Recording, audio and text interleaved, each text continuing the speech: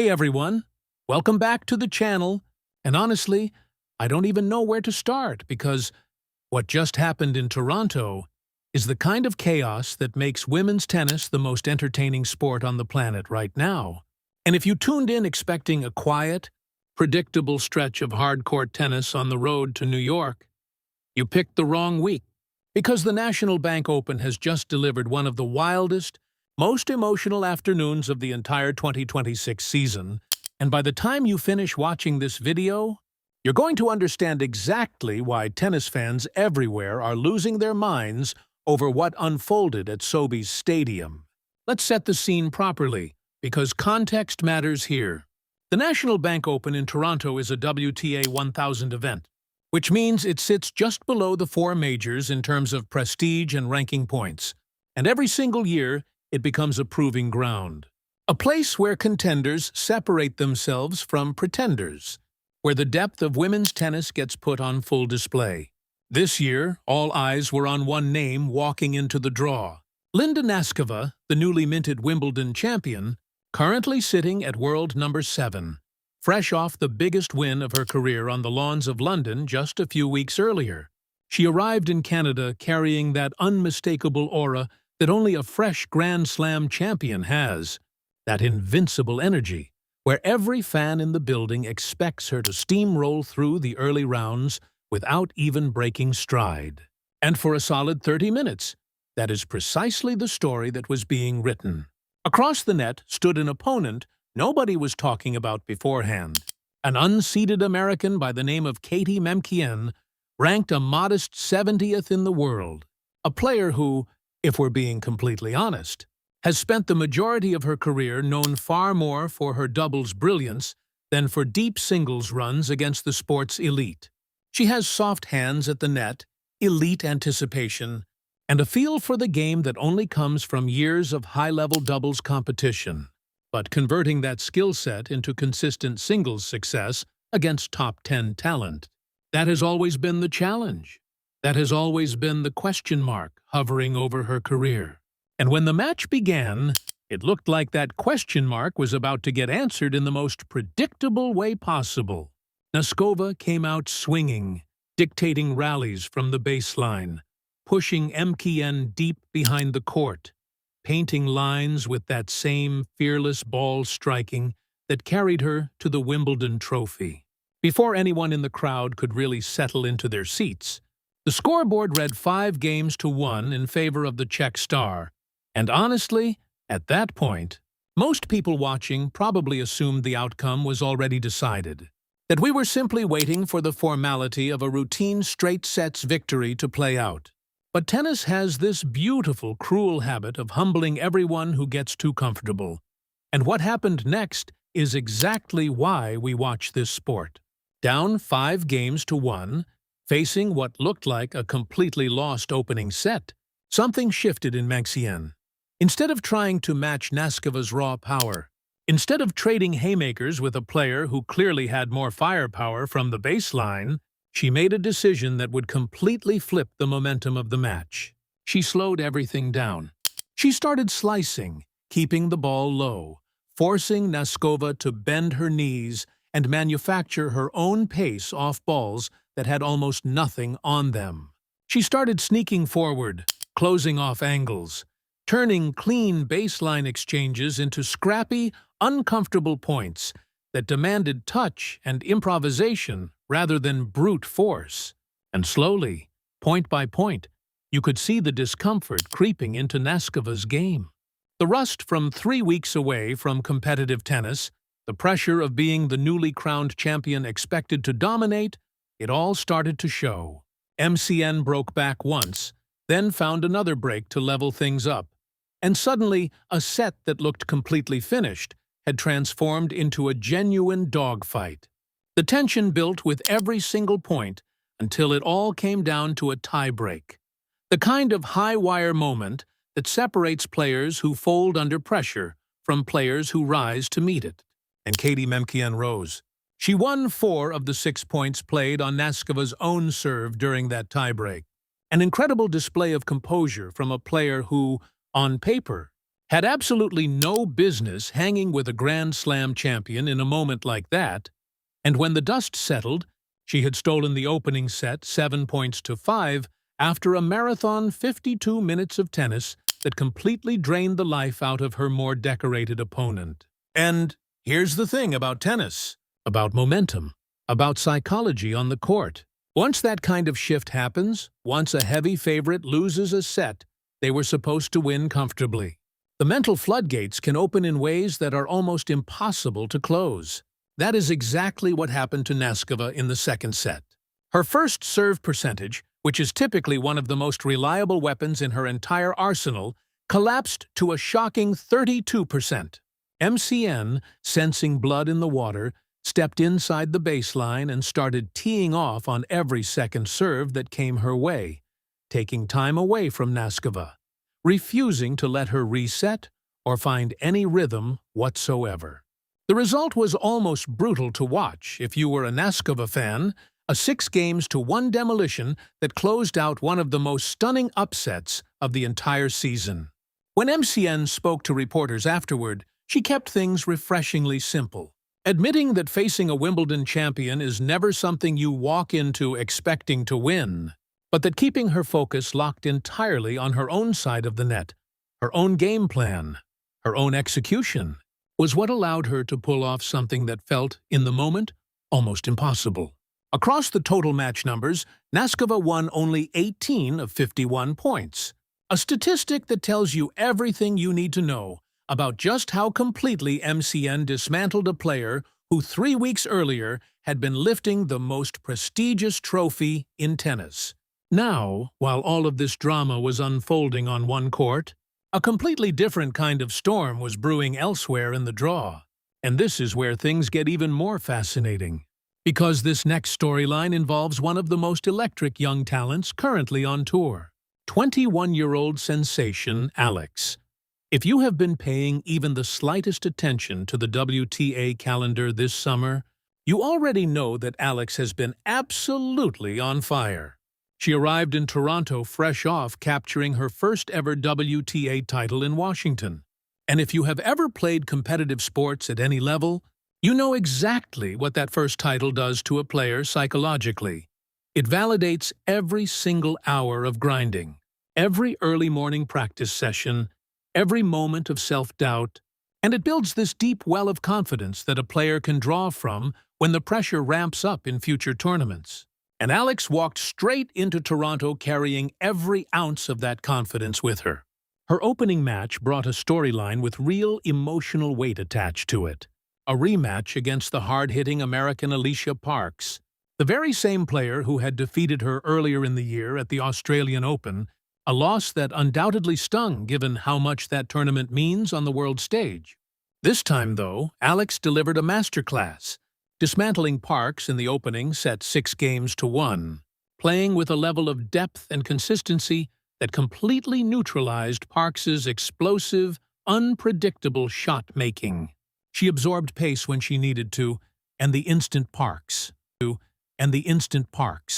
Left anything short or floating, Alex was stepping in and driving her forehand through the court with real conviction. There was a brief wobble in the second set, a moment where she found herself down 4-games-to-6. The kind of scoreline that in years past might have triggered a mental collapse for a younger, less experienced player. But this version of Alex, the 2026 version, is built entirely different. She regrouped, reset her focus, and then absolutely dominated the deciding set 6-games-to-2, proving in the process that she has both the physical stamina and the mental resilience to grind through a genuine 3-set battle when the moment demands it. But here's what truly separates Alex's run in Toronto from a purely statistical story, and that is the atmosphere she has brought with her into that stadium. The Filipino community throughout Toronto and the wider Canadian region has shown up in absolutely staggering numbers to support her, transforming what should be a neutral tournament venue into something that feels remarkably like a home crowd. When Alex walked onto the court for her opening match, the stadium was already packed, and every single winner she struck sent the crowd into an explosion of noise. Now, that kind of atmosphere can be a double-edged sword for plenty of athletes. The weight of that many expectations pressing down can be paralyzing for some players. But for Alex, it seems to function like pure rocket fuel. She feeds off that energy, drawing on it during long rallies, leaning on it when fatigue starts to creep into her legs during those grueling third sets. The phrase home court advantage has taken on a completely new meaning for a player competing thousands of miles away from Manila, and it is genuinely remarkable to witness. So now, with both of these incredible storylines colliding, tennis fans everywhere are looking ahead to the next round with enormous anticipation. Because Caty McNally, riding the absolute high of the biggest win of her career, a win that instantly validates years of doubles excellence translating into legitimate singles danger, is set to walk onto the court against Alex, the blazing hot, crowd-backed Filipina phenomenon looking to extend her sensational summer even further. This will mark their very first career meeting on the WTA Tour, and honestly, it is hard to imagine a more compelling contrast in styles and storylines. On one side of the net, you have an American who just proved to the entire tennis world that her win over a Grand Slam champion was no fluke, no lucky bounce, no one-off performance, but rather the beginning of something much bigger for her career. On the other side, you have a young Filipina prodigy trying to extend an already remarkable summer, trying to book her spot in the fourth round of a WTA 1000 event, all while carrying the hopes and dreams of an entire passionate nation on her shoulders every single time she steps onto that court. This is exactly the kind of matchup that die-hard tennis fans dream about. Contrasting styles, diverging career arcs, massive ranking points hanging in the balance, and an arena that is going to be absolutely rocking from the very first point. So let's actually dig into how this next match might play out tactically, because there is a lot to unpack here. Caty McNally is almost certainly going to lean on the exact same game plan that dismantled Neskova just days earlier. She is going to slice relentlessly, refusing to give Alex any rhythm or pace to work with. And she is going to look for every opportunity to creep forward and shrink the court, turning clean baseline rallies into messy, uncomfortable scrambles. She understands, probably better than anyone in this draw right now, that trading raw power with Alex from the baseline is a losing proposition. So instead, she has to disrupt, has to frustrate, has to force Alex into playing a version of tennis she isn't entirely comfortable with. On the other side of the net, Alex is going to need to assert her dominance early and often, serving with confidence to prevent McNally from ever stepping inside the baseline and dictating terms. But more than anything, patience is going to be the deciding factor in this one. McNally is going to get an enormous number of balls back in play, and she is going to mix in every spin variation imaginable to keep Alex off balance. If Alex allows frustration to creep in, if she starts pressing and trying to force winners before the actual opening presents itself, the unforced errors are going to pile up quickly. And that could open the door for McNally to steal another signature win. The key for Alex is going to be controlled aggression, waiting patiently for the right moment to unload, rather than manufacturing opportunities that simply aren't there. And of course, she has that stadium behind her, that wall of noise from the Filipino community that has already proven capable of carrying her through difficult stretches. And if this match tightens up in a decisive third set, that crowd energy could very well be the difference maker that pushes her across the finish line. There is a lot more on the line here than just a single match result, too. A win for McNally would completely validate her upset over Neskova, transforming what might have looked like a one-off shocking result into the emergence of a legitimate new threat on tour, someone capable of consistently troubling players ranked well above her.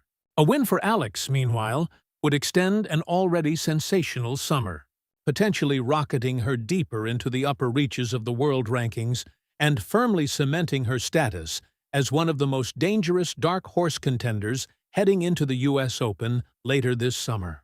Stepping back and looking at the bigger picture here, what we are witnessing in Toronto this week is a genuine reminder of just how deep and unpredictable women's tennis has become. The days of a single dominant player cruising through every single tournament without ever breaking a sweat feel firmly behind us. Instead, we have an entire tour absolutely stacked with talent from top to bottom.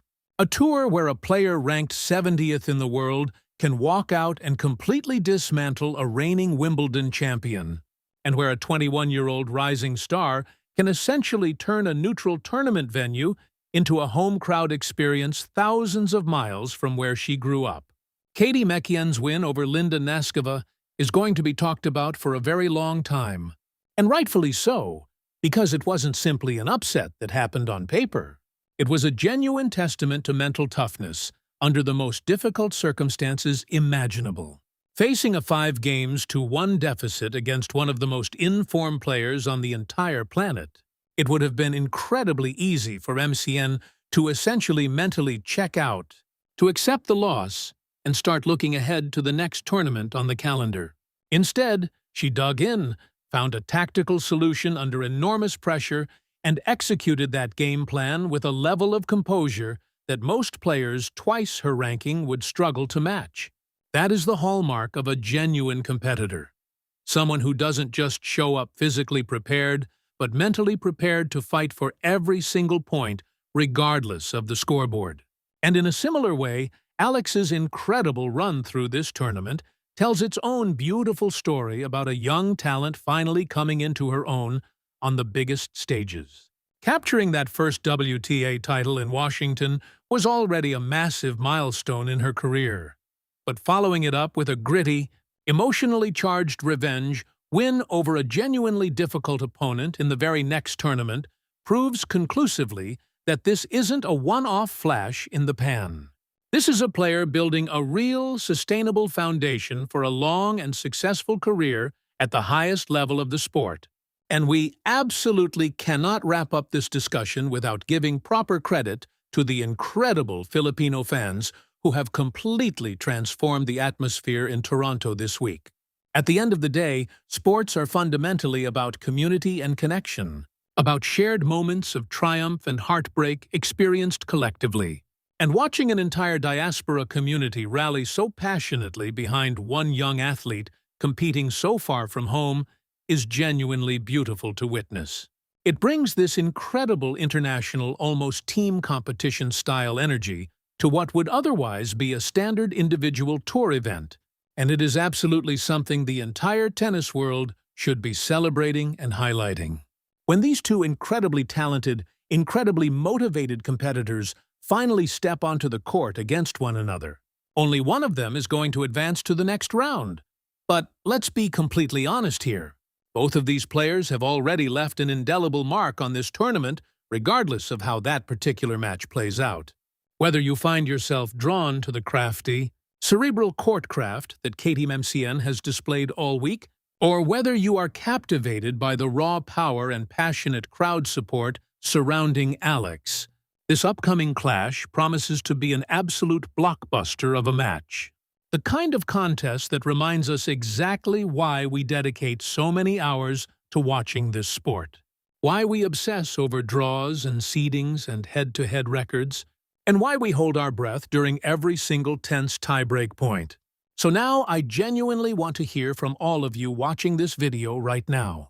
Who do you have winning this massive upcoming clash?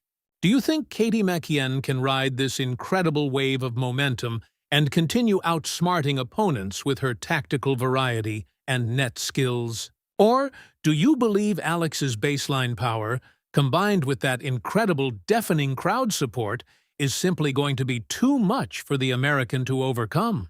Drop your predictions down in the comments section below. Give me your exact score lines.